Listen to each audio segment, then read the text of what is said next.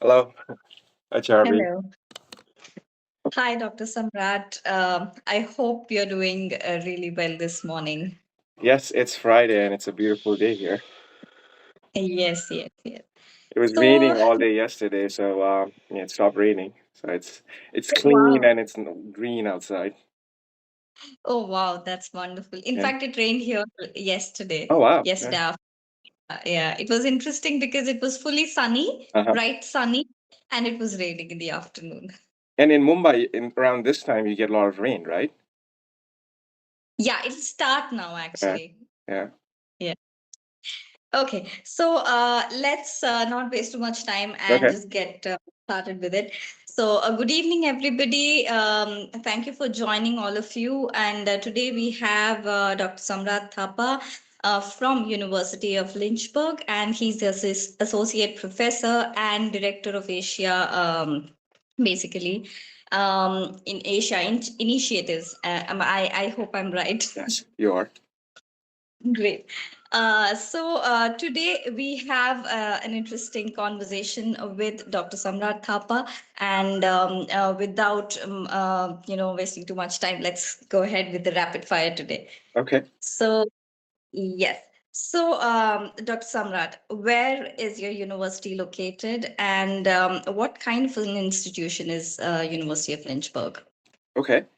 Thank you, Charvi. Before I get to that question, I just want to add one or two things, if you don't mind. So, Absolutely. first of all, let me just say I'm a huge fan of what Education USA is all about, and when I was before I wanted to go to study in US, like when I was 18 year old, many moons ago, I used to visit Education USA Center in Nepal and got a lot of like help, and so it's like wonderful, it's a full circle, it's wonderful to be, sitting in one of these things, and thank you so much for the invite. Um, so as I mentioned in my introduction, I'm associate professor, University of Lynchburg. My primary job is to teach. However, I spend my summer and winter break in Nepal, and while I'm in Nepal, I do a lot of like recruiting for the university outreach. I also travel to India. Actually, I was in Education USA in Mumbai, Hyderabad, and Kolkata last year, so it was an amazing experience. But anyways, I really, because I've spent like 20 years in US studying and teaching, I feel like I need to give back and like, share my experience with students. But now coming back to your question, I know this is like rapid fire stuff, so I'll try not to speak too much. No And problem. I'm a professor, so like our kind, we like to speak a lot, so I'll try to keep it short. So anyways, like so my primary role is teaching, but I also help out the university with outreach. So talking about University of Lynchburg, so we are located in Lynchburg, Virginia. So students, I don't know if you're how familiar with map of like United States, so we are in Virginia. So Virginia is very close to Washington D.C. So we're in the east coast of the United States. So we are about 3 hours, 3.5 hours drive from Washington D.C. Yeah, and we are a private liberal arts college. Traditionally, we've only offered like undergraduate degree, but recently we're offering graduate degrees and PhD degree as well. But we're more primarily undergraduate institution. Lovely. So, what is the weather like in Virginia? Oh, it's wonderful. Well, I guess I can speak for entire Virginia, I guess, So, I mean, Virginia is quite big, but like the weather throughout is like very similar. So the hot months would be June, July, August, and when it gets really, really hot, it's probably like 35, but for the most part in the summer, probably hovers around 30. And so it's AC everywhere, so obviously very comfortable. And then when it gets really cold, that would be December, January, Feb, so when it gets really cold, it could be like up to -5 in Celsius. But again, there's going to be heating everywhere, so it's quite comfortable. It snows probably like several times a year. Not We don't get as much snow as like the north does, maybe 3 times a year, but nothing crazy. Awesome. That's lovely. And you said it just rained yesterday. Yes, we've been getting some rain this week, so it was raining almost like a half a day yesterday, so it's always nice. I just love it when it rains, cleans up everything. Yeah, that's true. That's true. So, how many total students do you have on campus, and how big is the campus? And like, what's the average classroom size like? Sure. So we so the undergraduate side, it usually hovers between 1,800 students and 2,000 students. So we purposely keep that site small. We don't want to be a big institution. So right now, if you ask me, they're probably maybe 1,850 around that undergraduate students. On the master's side, graduate side, they're probably closer to 800 students. So let's see. Then you asked me about how big is the campus. So um, we have a really big campus, so about 250 acres, so I guess in India, in India, it's probably in hectares, I guess, is more familiar. So maybe about 100 hectares of actual campus. We also have like a satellite study center. We call it the Clear Nature Center, and that's about another like 470 acres, so another 200 acres or so, hectares, sorry, or so. Let's see, and the average classroom size. So again, we pride ourselves on being like a small classroom, because again, as students, as if you have like a smaller classroom size, you're going to get like a much better instructions, so on average, maybe 13 to 16, more closer to like 13 students or 14 students per classroom. So I think most of our, more than like 60-70% of our classrooms are like less than 16 students. Oh, that's a nice compact number. Yes, yes, and it allows for like very engaging classroom, because a lot of discussion in the classroom and a lot of interactions, So yeah, we pride ourselves on that. Yeah. Mhm. Right, right. That's true. So, what are your popular programs? Oh yes. So in the sciences, so biology, biomed, medical, is like very popular. Computer science is another very popular one. Psychology is quite popular. In the business side of thing, business administration, marketing, quite popular. Criminology is another very popular one. Exercise phys is quite popular. So I would say those are like our popular programs. These are all at the undergrad level. These are all at the undergrad levels, so we are primarily undergrad institution. So if since you so for the master's program, like I said, a lot of our master's program are online, so we don't get a lot of international students. So we do offer like in-person MBA program. A lot of our master's program, they're in education. And we have in PA program, physician's assistant, physical therapy, and doctor in physical therapy programs. But I think to be honest, like a lot of these programs, we don't have like too many international students in these programs because I think international students, they're more interested in computer science, data analytics, those majors. I think for the most part, I'm not trying to generalize that, but yeah, I think we don't offer those yet. Okay. So, how does the university view students from different curricula, like national boards, IB curriculum, or do you accept IB certificate students with what are the specific requirements do you need in terms of the HLs and SLs that the students might need to submit? Yeah, so we have students from a lot of like I mean we have, and I'm going to talk more about this later, but we have students from more than like 40 countries, and obviously we have to deal with different boards from across the globe, right? So yeah, we accept students from everywhere. And our admissions teams, obviously they work with this, and like so they are used to working with IB, or let's say CBSE or IC programs, which are like more common in India. So the general cutoff is around like 70%. That's what we're looking for. We do accept IB certificate, and let's see. And you asked me regarding DHLs the and HLs and the SL subjects.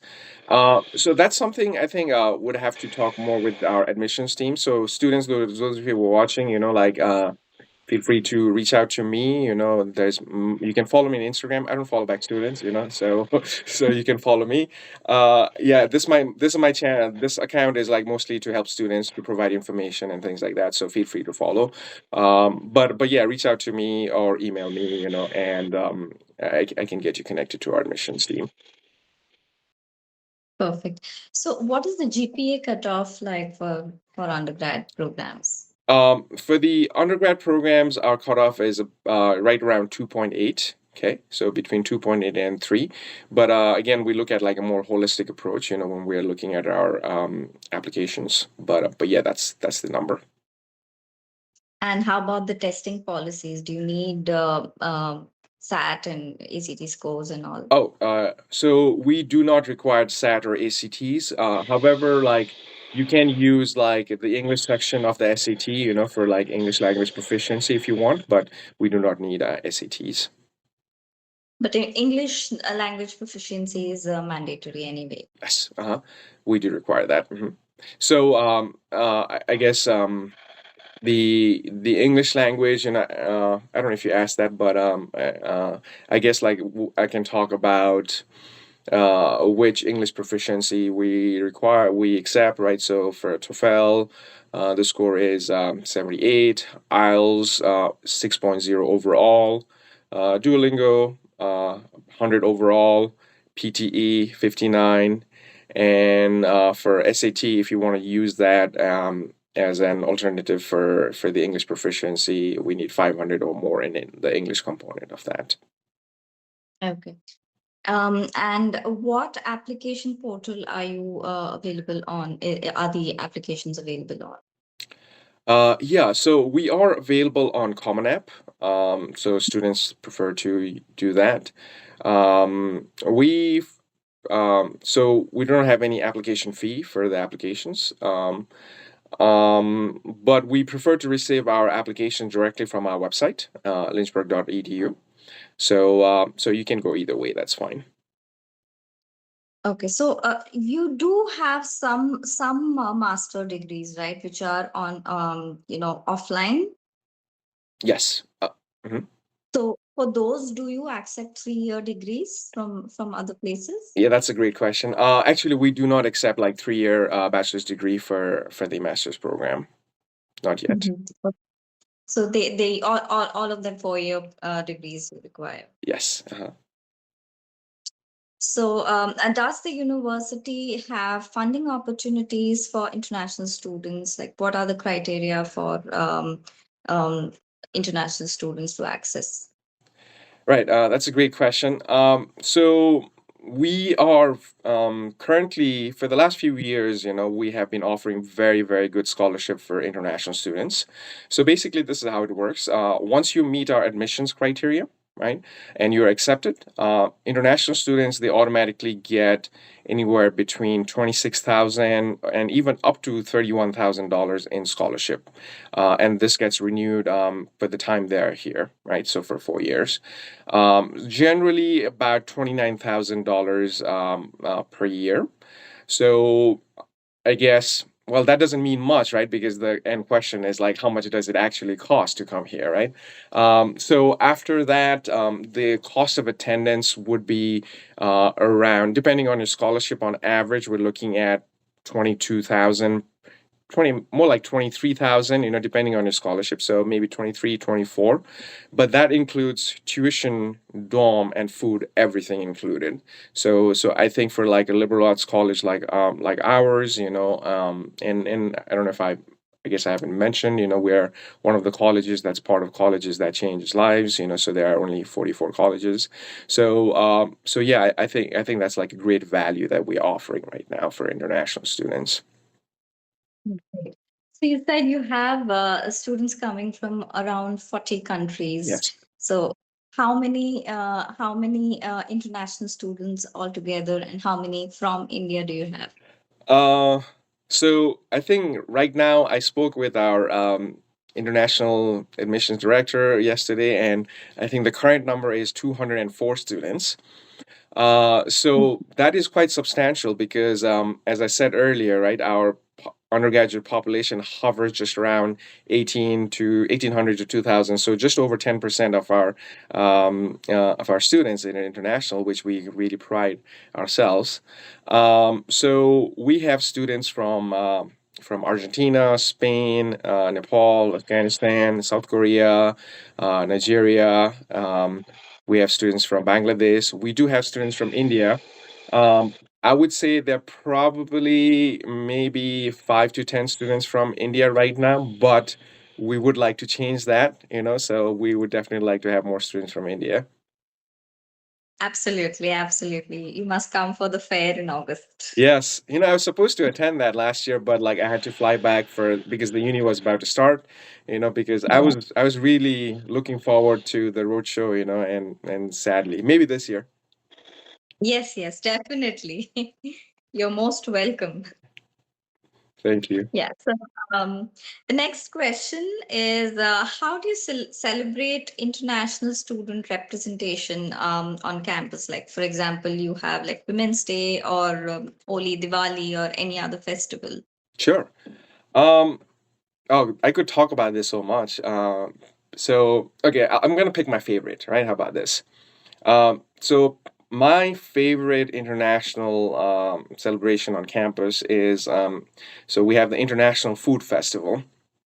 So Okay. the way this works is we invite so the students they prepare food from their country, right? So and the dining hall they help students with this. So let's say if you're making like let's say biryani or whatever, right? So you send the ingredients to the dining hall and they'll bring rice and whatever you need and then they'll provide utensils and so students prepare the food and faculty and staff they also participate. So I cook every year, so basically, we have this like in the ballroom we have maybe over like 40 different tables like representing over like 40 different like food from all over the world, and then people come in and they sample a little bit food from each table. They go around, and like you start eating a little bit and like you're full by the time you make rounds of 40 tables.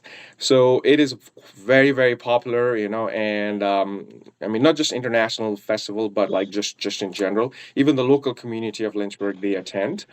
Um, so yeah, that's huge. The other one is like so we have like Hindu Student Association, we have Nepali Student Club. Those two are quite active, and there's like Dashera, Diwali, Holi, Baisakhi. Those are like big events on campus. Oh, and like this is my Instagram account. I post a lot of those things. So students, as you're watching, if you want to check out my YouTube channel and see like some of these celebrations, feel free. It's the same handle, DrSamratThapa, on YouTube. And check out like the student life. I try to. I mean, obviously, I'm quite involved in these things. I attend these things, and I like to post media about it. So please check it out. Definitely, I will. Mhm. So the next question is how do you have on-campus housing? Yes, we do have on-campus housing. In fact, our international students are required to stay on campus, because again, we are of the view that because I think the campus life is very important. So you're not just here to study, but you also want to live on campus and be part of the community. So we do require our international students to stay on campus, and there are exceptions. So if you have relatives and things like that, then you can stay outside. But yeah, we really believe in like having students on campus. Absolutely. Lovely. So what is the acceptance rate of University of Lynchburg? So I think right now we are just slightly over like 70% acceptance. Yeah. So I think like I said, I talked about the requirements earlier. So yeah. So we have had like a lot of interest from international students in the recent years. Lovely. The next question is what is the university's mascot and what is the most popular sport on campus? So our mascot is a hornet, so which is like a bee, a wasp. So I guess we sting like a bee. I guess that's what it is. Uh, the so let's see. The usuals. Basketball, baseball, soccer. Our women's soccer, they won the national championship from our division about 4 years ago, so they're pretty good. The men's lacrosse team, I think they reached the finals of Division Three about 2 years ago. Yeah, so those are the ones. And I mean, gosh, we probably have like over like 40 or 50 different sports. And students, like, if you're interested in playing sports, we also have like intramurals. Again, like when you're playing, so like the varsity is for like, so it's almost like, for student athletes, like it's a huge commitment. But the students who don't want to spend that much time, or they don't qualify for varsity, they can play intramural sports, where you just play for fun. And I do like play soccer, so I also organize soccer for international students. On Saturdays we do that also. Yeah, so yeah, a lot of opportunities for that if you like sports. Lovely. Lovely. That sounds really cool, actually. Thank you. Uh, yeah, I mean, what's best? What's better than a teacher playing with you? Yeah. Yeah. Well, I'm slow. I'm getting slower now, but I can still manage a little bit, so yeah. Thank you. Great, great. So the next question is, one service that you want to highlight for international students as a resource. Um, I was just looking at one of the questions student asked, and maybe we'll have time at the back end of it, so might be able to answer. So, yeah. So the service, I would say, like the international students office, which is like a great resource for, and that's true for pretty much like anywhere in U.S., like any university you go, right? So yeah, like so our internationals, office, they do amazing job. Like before you get to the campus, and when you get to the campus, there's orientation, so the orientation is very important. During the orientation, they'll talk about academics, life on campus. They'll help you with, getting your social security, and like setting up your bank account, and they continue to provide service throughout your stay, obviously, just maintaining immigration status is like, you have to stay on top of things in US, so uh, things stay fluid, and yeah, so I would have to say for international students, definitely the international students office. Lovely. So this is something. The next question is something really interesting. uh So, can you name one thing that you liked from your college days that is available at University of Lynchburg? how about this? How about I answer something that was not there in my university days that is here? I'll change up that question. Can I do that? Well, yes, yes, All go right. ahead. So so like at some point I was 18, believe it or not, students, and like I went to like a private liberal arts college in US, and I loved it there, but the issue was the food, I mean, yeah, they had great food, like it was mostly, like dining hall is generally like a buffet, so you have food, all sorts of food, but uh I mean, obviously I crave for rice and dal and sabzi, so but in our campus, like since we've been getting a lot of international students, I've also pushed this, and our dining hall is like really amazing with this. So there's like dal, rice, and sabzi every day in the dining hall, and our dining hall does an amazing job, and whenever there's like special events, like so let's say if there's Diwali this year or like Holi, so dining hall will go out of the way to prepare, fancy food like butter chicken, naan, and dal makhani and things like that. So and since we have a lot of international students, um, we have what do you call, they cater to different international food. Sorry, I got distracted with the questions. I need to stop looking at the questions. So yeah, like so there's like Afghani food, there's food from Argentina, so I mean it is amazing, like this the variety of international food our dining hall prepares and caters to our student. And I don't think so there are many universities in the US who do that, so I really like that. I wish I had that That's in my college days. That's wonderful. But is there any such thing that you had in your college days and you don't, you do have it here too? Uh, let's see. So yeah, I mean, and again, so I went to like a smaller liberal arts college, and this is a smaller liberal arts college, so the sense of like that's what I like smaller schools, the sense of community, it feels like a family, so Yeah. and that's one of the reasons I do what I do, because so yeah, so that is really nice, that sense of community, and especially for international students, I think it's like very important that anytime, not just I mean, like you could be, it doesn't matter, you could go to any country, like if you're a foreigner, initially you will need a lot of support because everything is different, and that is true when you come to US to study, so there's like a lot of learning curve, so more support you have, the better. And if you go to a smaller school, you're going to get a lot more support. Absolutely. That's Yeah, lovely. That's wonderful. Um, okay. The next one is towards the end. Tell us one fun thing about the university or the city or the town around the university. sure. So like I was saying early on, like Lynchburg is about 3.5 hours from Washington D.C.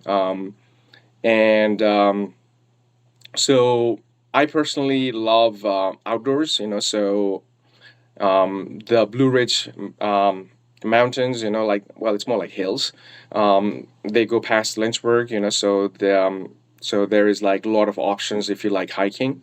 So one of the things I would recommend students to do is there's a hiking called Shop Top, so that's one of the first ones you should do. There's a Crabtree Falls, so this is like the highest waterfall in Virginia. So it's almost like an hour and a half hike, and you literally like walking by the waterfall as you go up, which is just beautiful. One thing I really like about Lynchburg is we have Amtrak. So students in US, like believe it or not everywhere there are trains, which is sad.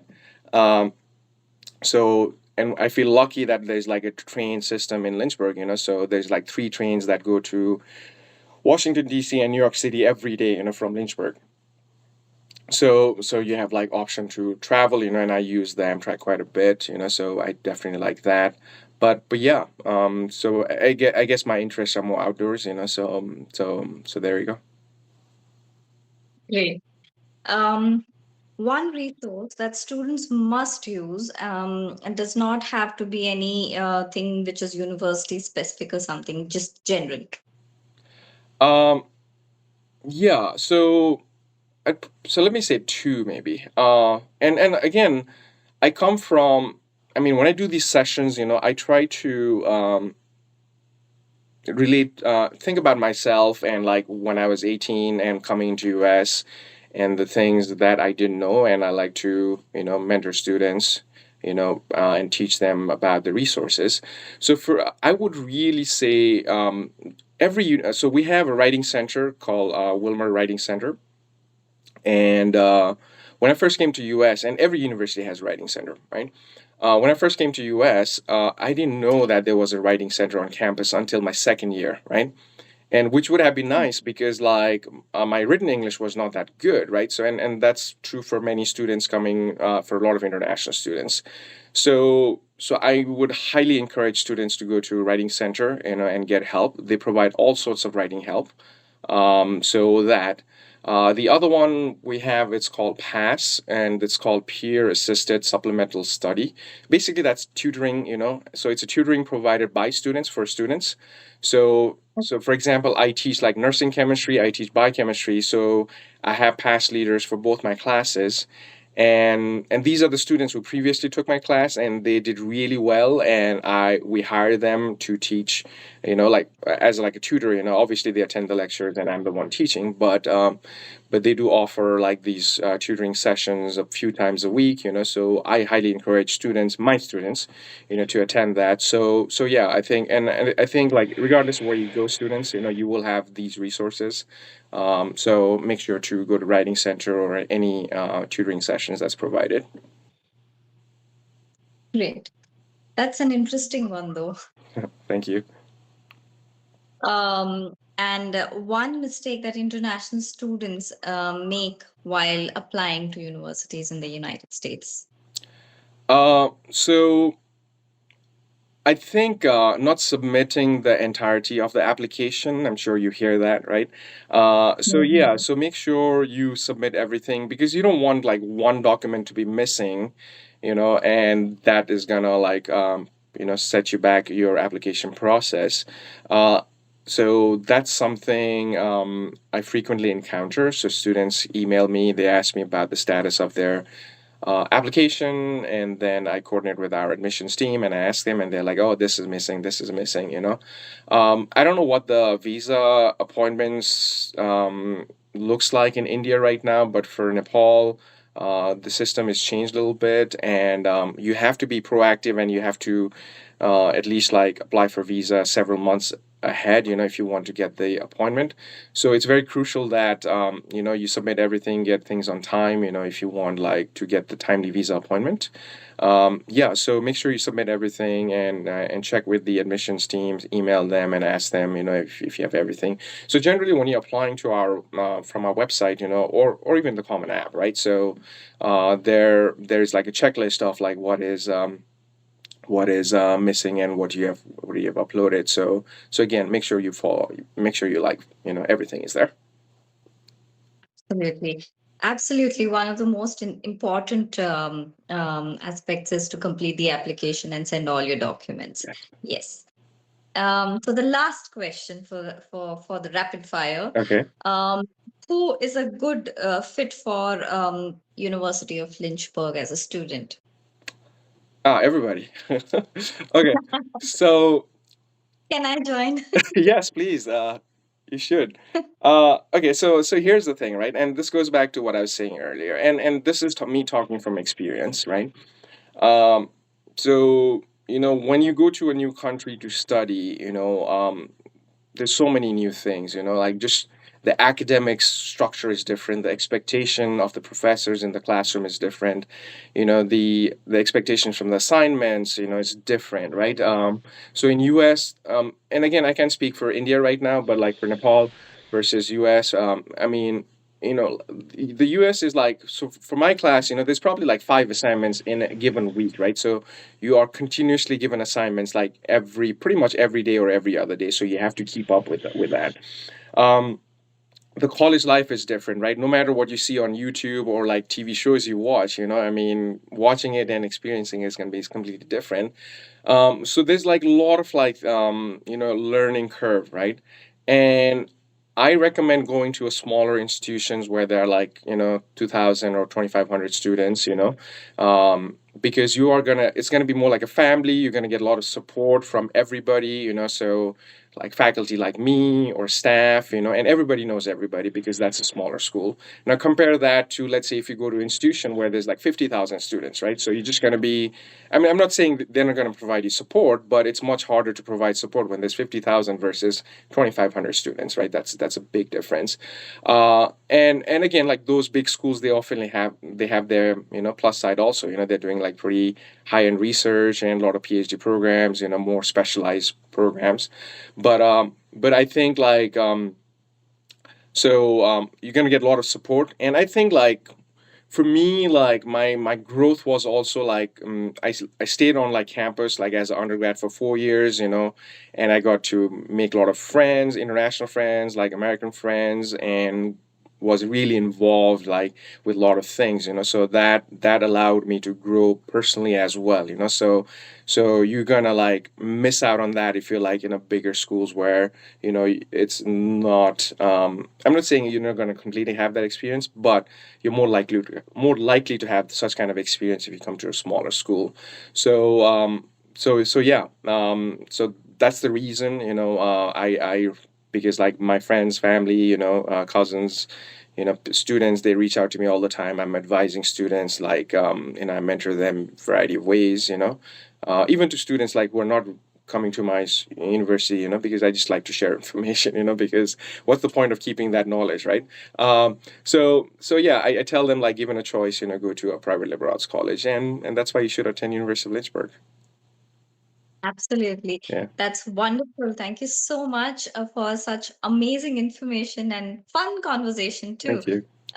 So thank you, everybody. If you want to answer any question, maybe you can take that up, and then one or two questions, and then we can Okay. be done with. Let's see.